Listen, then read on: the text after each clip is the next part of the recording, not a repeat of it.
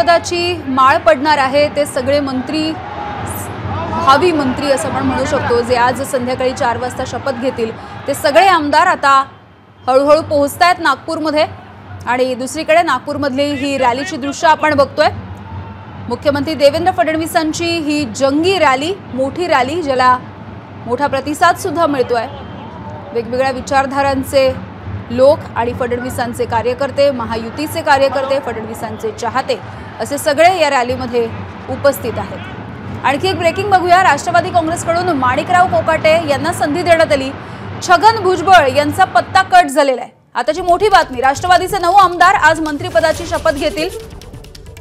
राष्ट्रवादी काँग्रेसकडून माणिकराव कोकाटे यांना मंत्रिपदाची संधी देण्यात आली आहे, मात्र छगन भुजबळ यांचा पत्ता कट झालाय।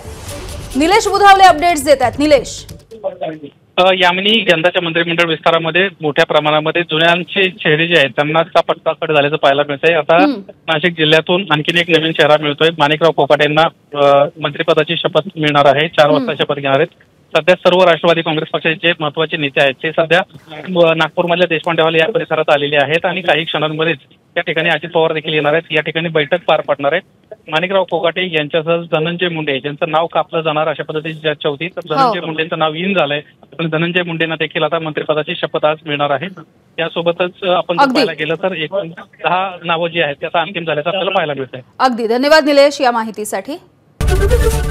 एबीपी माझा, उघडा डोळे बघा नीट।